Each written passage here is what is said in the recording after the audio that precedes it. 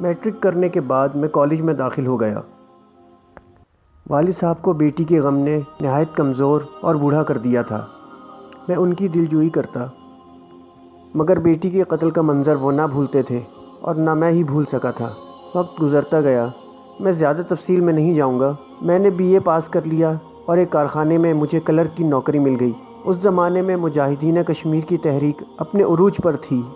بھارت نے کشمیر میں کشمیریوں کی مرضی کے خلاف اپنی فوجیں بھیج کر وہاں قبضہ کر لیا تھا۔ بھارتی فوج حکومت کے اشارے پر کشمیریوں پر طرح طرح کے ظلم و ستم توڑ رہی تھی۔ کشمیری مجاہدین پر بے پناہ تشدد کیا جا رہا تھا، عورتوں کو اغوا کیا جاتا، حریت پرست کشمیریوں کو گولیوں کو نشانہ بنا کر انہیں قتل کیا جاتا۔ والد صاحب یہ سب کچھ اخباروں میں پڑھتے تو ان کا چہرہ شعلے کی طرح تمتمانے لگتا۔ وہ بہت کمزور ہو گئے تھے، مگر مسلمان کشمیریوں پر انڈین فوجیوں کے ظلم و ستم پڑھ کر وہ سینے پر ہاتھ مار کر کہتے، مرنے سے پہلے میں جہاد کشمیر میں ضرور حصہ لوں گا۔ اے اللہ، مجھے اتنی طاقت عطا فرما کہ میں مقبوضہ کشمیر میں جا کر مجاہدوں کے شانہ بشانہ کافروں کے خلاف جہاد کروں۔ ایک رات وہ دکان بند کر کے گھر آئے تو ان کی طبیعت ٹھیک نہیں تھی۔ میں نے کہا، میاں جی میں ڈاکٹر کو بلاتا ہوں۔ میرے والد صاحب نے مجھے بازو سے پکڑ کر بٹھایا اور کمزور آواز میں کہا، اب اس کی ضرورت نہیں۔ سردیوں کی رات تھی، گھر میں نوکرانی ہوتی تھی جو گھر کے صفائی کے علاوہ کھانا بھی تیار کر دیتی تھی۔ والد صاحب چارپائی پہ لحاف اوڑھ کر لیٹ گئے۔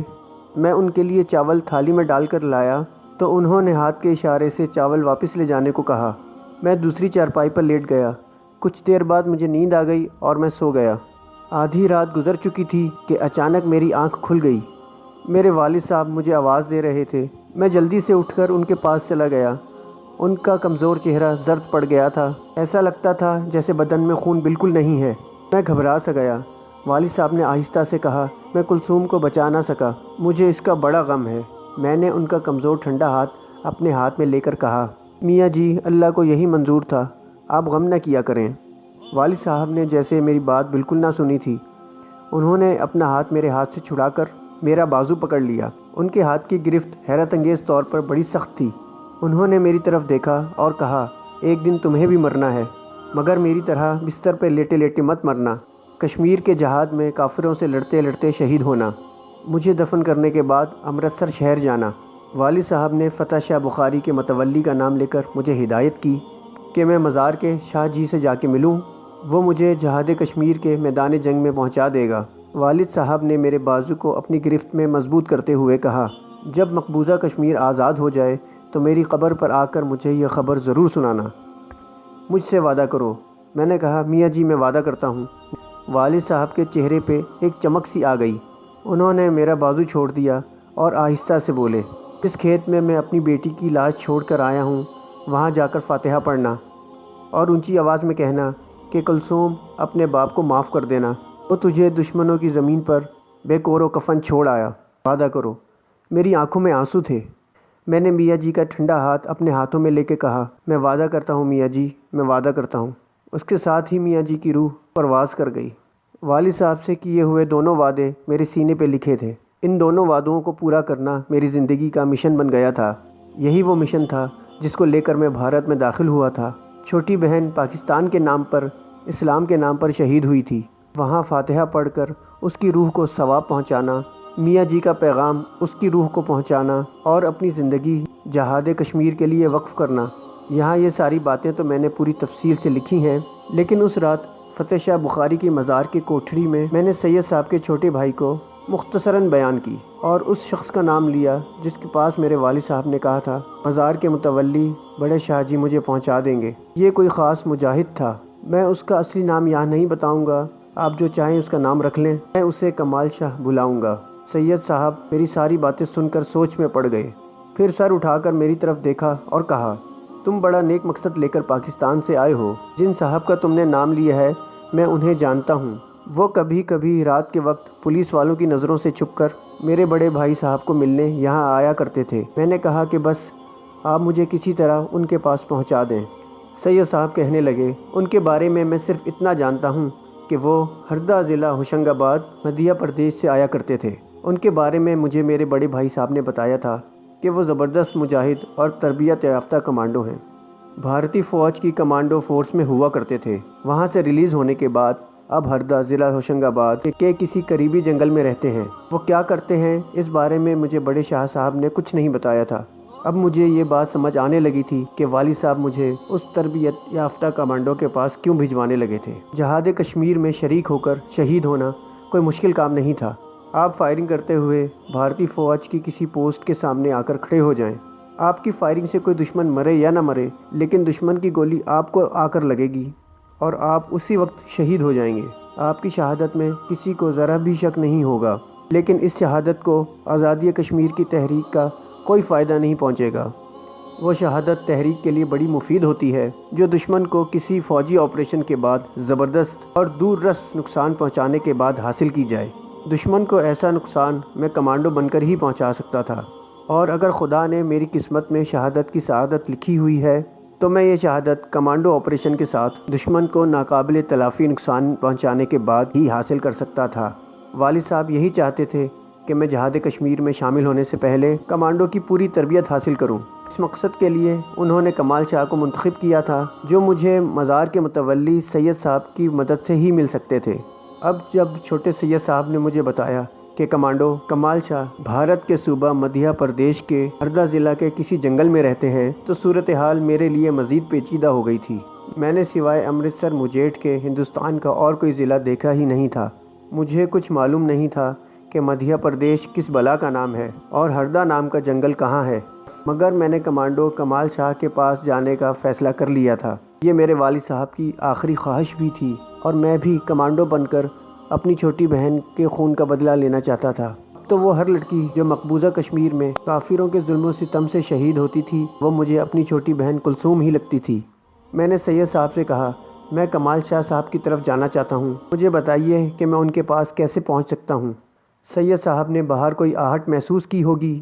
انہوں نے مجھے چپ ہو جانے کا اشارہ کیا اور جلدی سے اٹھ کر دروازے کے پاس گئے اور کسی سوراخ میں سے باہر دیکھا، پھر پیچھے ہٹے اور مجھے کہا، برخوردار، اس وقت رات کافی گزر چکی ہے، تم یہیں سو جاؤ، صبح میں خود تمہارے پاس آؤں گا، تم میرے آنے سے پہلے باہر مت نکلنا۔ سید صاحب چلے گئے۔ بند کوٹری میں حبس اور گرمی ضرور تھی، یہاں پنکھا نہیں تھا، مگر چونکہ ابھی گرمی کا موسم باقاعدہ شروع نہیں ہوا تھا، اس لیے کوٹری کے حبس اور گرمی نے مجھے زیادہ دیر تک تنگ نہ کیا اور مجھے نیند آ گئی۔ صبح مجھے سید صاحب نے ہی آ کر جگایا۔ میرا لباس ابھی تک ملنگوں والا ہی تھا۔ وہ اپنے ساتھ میرے اتارے ہوئے کپڑے یعنی جینس، جیکٹ، شوز اور ٹوپی بھی لائے تھے۔ انہوں نے میرے کپڑے ایک طرف رکھ دیے اور کہا، میرے ساتھ آ جاؤ، ہم ناشتے پر بات کریں گے۔ میں کوٹری سے نکل کر کھلی فضا میں آیا تو بڑا اچھا لگا۔ دن کافی نکل چکا تھا۔ سید صاحب مجھے ایک دوسری کوٹری میں لے آئے جس کا فرش پکا اور چھت بھی اونچی تھی۔ اندر ایک پلنگ بچھا تھا، 2-3 چھوٹی کرسیاں اور ایک تپائی بھی تھی۔ میں نے ان کے ساتھ حلوہ پوری کا ناشتہ کیا۔ ناشتے پر وہ ہندوستان میں مسلمانوں کی حالت زار پر باتیں کرنے لگے۔ کہنے لگے، یہاں وہ بات نہیں جو انگریزوں کے زمانے میں ہوا کرتی تھی۔ انگریزوں کے زمانے میں تو ہم مسلمان ہندوؤں کے ساتھ برابر کی حیثیت رکھا کرتے تھے، مگر اب یہاں ہندوؤں کے غلام ہیں۔ ہم چاہے کچھ کر لیں، بھارت کی حکومت ہمیں ہمیشہ شک کی نگاہ سے دیکھے۔ وہ ہندوستان کے ہر مسلمان کو پاکستان کا جاسوس سمجھتی ہے۔ تم پاکستان کے مسلمان ہر لحاظ سے خوش نصیب ہو، تم ایک آزاد ملک میں رہتے ہو، تمہاری اپنی حکومت ہے، خواہ جیسی بھی حکومت ہے مگر تمہاری اپنی حکومت ہے، تم اسلام کے راستے پر چل کر زندگی بسر کر سکتے ہو۔ یہاں مسلمانوں کا کوئی مستقبل نہیں ہے۔ آرمی اور سرکاری ملازمتیں صرف ہندوؤں کے لیے مخصوص ہیں۔ مسلمان چاہے جتنا لائق کیوں نہ ہو، اس سے کوئی نہیں پوچھتا۔ نوکری مل بھی جاتی ہے تو گھٹیا درجے کی نوکری دی جاتی ہے۔ ہم بھارت کے مسلمان تو ہمیشہ پاکستان کی خیر سگالی کی دعائیں مانگتے رہتے ہیں۔ پاکستان کی وجہ سے تھوڑی بہت ہماری یہاں بھی عزت بن جاتی ہے۔ ناشتے کے بعد سید صاحب کہنے لگے، میں نے چائے کا کہہ دیا ہے، چائے پہ اصلی بات کریں گے۔ میں نے ان سے پولیس کے بارے میں پوچھا کہ باہر اب کوئی خطرہ تو نہیں؟ سید صاحب کہنے لگے کہ میرے عزیز، ایک ملنگ پر مجھے شک تھا کیونکہ اس کی شکل نئی تھی، وہ چلا گیا ہے، اس لیے فی الحال تو کوئی خطرہ نہیں۔ میں نے کہا، یہاں کا تھانے دار کیا نام تھا اس کا؟ شرما جی۔ ہاں، وہ تو آپ کو میرے بات پریشان نہیں کرے گا۔ سید صاحب سر کو ہلکا سا جھٹک کر بولے، ہم چاہے کچھ کر لیں، یہ انڈین پولیس والے کبھی کسی مسلمان پر اعتبار نہیں کرتے، وہ ہمیں ہمیشہ پاکستان کا جاسوس ہی سمجھتے ہیں۔ حالانکہ تم نے خود دیکھ لیا ہے کہ ہمارا پاکستان سے کوئی تعلق نہیں، لیکن شرما تھانے دار کو کبھی یقین نہیں آ سکتا۔ ہم بھی ان کی زیادہ پرواہ نہیں کرتے، اور پھر کبھی ایسا ہوا بھی نہیں کہ تمہاری طرح سے کوئی پاکستانی یہاں آئے اور ہمیں اسے چھپانا پڑ جائے۔ میرے بڑے بھائی یعنی بڑے شاہ صاحب ہوا کرتے تھے، تو ان سے ملنے کبھی کبھار وہی کمانڈو مجاہد صاحب ضلع ہوشنگ آباد کے جنگلوں سے نکل کر آیا کرتے تھے۔ ان دنوں امرتسر کا ایک سکھ تھانے دار ہوا کرتا تھا۔ ایک بار وہ ان کی بو لیتا یہاں آ گیا تھا اور بڑے شاہ صاحب سے اس کی بابت پوچھ گچھ کی تھی، مگر بڑے شاہ صاحب نے سکھ تھانے دار کی خوب خبر لی تھی اور اسے یہ کہہ کر مزار سے نکال دیا تھا کہ اگر اب تم دوبارہ یہاں آئے تو میں دلی سیدھا پنڈت نہرو کی بیٹی سے جا کر تمہاری شکایت کروں گا۔ بس اس کے بعد یہاں کوئی پولیس والا نہیں آیا۔ اتنے میں ایک لڑکا چائے لے کر آ گیا۔ چائے کا دور چلنے لگا۔ لڑکا چلا گیا تو سید صاحب کہنے لگے، تمہاری بات اور ہے میاں، تم پاکستانی جاسوس نہیں ہو، اگر جاسوس ہوتے بھی تو خدا کی قسم ہے ہم تمہیں اپنے سینے سے لگاتے۔ پاکستان کے لیے تو ہماری جان بھی حاضر ہے، مگر تم ایک بلند ترین مقصد لے کر یہاں آئے ہو۔ اگر تمہارے پاسپورٹ پر امرتسر کا بھی ویزا لگا ہوتا تو شاید تمہیں اتنی پریشانی نہ اٹھانی پڑتی، مگر تمہارے پاس دلی کا ویزا تھا اور تم چھپ کر وہاں سے یہاں آئے ہو، اس لیے یقینی بات ہے کہ تمہارے پیچھے خفیہ پولیس لگی ہوگی، کیونکہ دلی دار حکومت ہے۔ جو پاکستانی دلی کا ویزا لگوا کر آتے ہیں، پولیس ان کی نگرانی کرتی رہتی ہے۔ اگر کوئی پاکستانی دلی سے باہر کسی شہر کا رخ کرے تو پھر وہ اسے جاسوس سمجھ کر اس کے پیچھے لگ جاتے ہیں۔ تمہارے ساتھ بھی یہی ہوا تھا، مگر اب تم فکر نہ کرو، تمہیں یہاں پریشان کرنے اب کوئی پولیس والا یہاں نہیں آئے گا۔ میں نے مطلب کی بات شروع کرتے ہوئے کہا، مجھے یہ بتائیے کہ میں مجاہد کمانڈو کمال شاہ صاحب کے پاس کس طرح پہنچ سکتا ہوں؟ سید صاحب کہنے لگے، میں تمہیں ہردا ضلع ہوشنگ آباد تک پہنچنے کا رستہ تو بتا دوں گا، مگر اس کے آگے تمہیں خود کمال شاہ صاحب کی تلاش کرنا ہوگی۔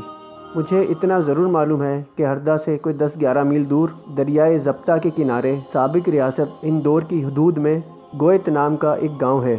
بس یہیں سے وہ جنگل شروع ہوتا ہے جس کے اندر کمال شاہ صاحب نے اپنا ٹھکانہ بنایا ہوا ہے۔